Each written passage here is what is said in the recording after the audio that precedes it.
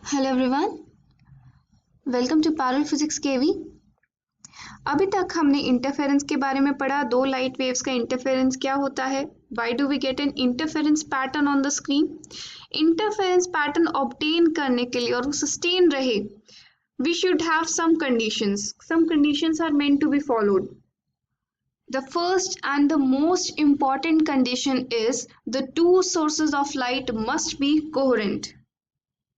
Coherent का मतलब दोनों मोनोक्रोमैटिक होने चाहिए, सेम फ्रीक्वेंसी के होने चाहिए, सेम फेज में होने चाहिए या फिर उनके बीच में कांस्टेंट फेज डिफरेंस होना चाहिए। अगर हमारे पास दो नॉन कोहेरेंट सोर्सेज है, let's suppose two different sources हैं, तो हमारा जो इंटरफेरेंस पैटर्न होगा स्क्रीन पे, it will not last even for 10⁻⁸ second. ऐसा क्यों?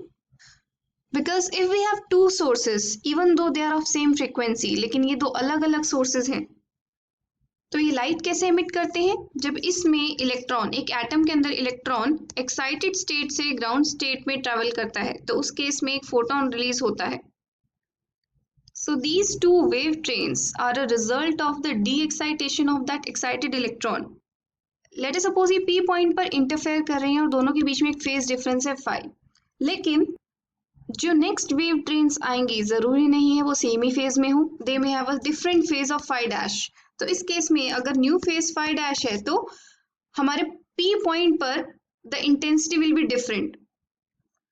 और इलेक्ट्रॉन का डी एक्साइटेशन का टाइम पीरियड होता है 10⁻⁸ सेकेंड। इसका मतलब हमारा पैटर्न 10⁻⁸ सेकेंड में एक बार चेंज हो जाएगा, और we can say in 1 second the pattern will change 10⁸ second.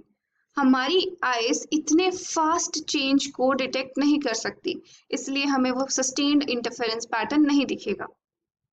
So the presence of two coherent sources is must, जिनमें वेव्स के बीच में एक कांस्टेंट फेज डिफरेंस मेंटेन रहे फाई।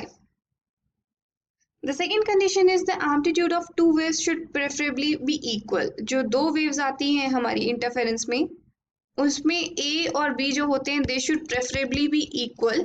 ऐसा इसलिए बिकॉज अगर दोनों इक्वल होते हैं देन जो हमें इंटरफेरेंस पैटर्न मिलता है स्क्रीन पर वो काफ़ी अच्छे कॉन्ट्रास्ट का होता है। The third condition is the two sources should be monochromatic. दोनों मोनोक्रोमैटिक होनी चाहिए। इट मीन्स दोनों जो वेव ट्रेन्स हैं इनकी सेम फ्रीक्वेंसी होनी चाहिए, तभी इनके बीच में कॉन्स्टेंट फेज डिफरेंस मेंटेन रहेगा। The next condition is the two sources should be very close to each other. दोनों sources आपस में बहुत close होने चाहिए। इसका मतलब D की वैल्यू बहुत small होनी चाहिए। अगर D small है तो क्या होगा? देखो beta is equal to lambda D by D. When D is small, beta is large. So fringe width अगर ज़्यादा होगी, the appearance of that pattern will be more clear. अगर D बहुत बड़ा है तो बीटा small होगा, जिससे हमें pattern clearly नहीं दिखेगा। And the last condition is the source of light should be a point source. जो width होती है, slit width होती है, वो ज़्यादा नहीं होनी चाहिए, बहुत कम होनी चाहिए। It should not be an extended source, it should be a point source. So these are the conditions to obtain a sustained interference pattern, a good interference pattern. Thank you for watching. Have a good day.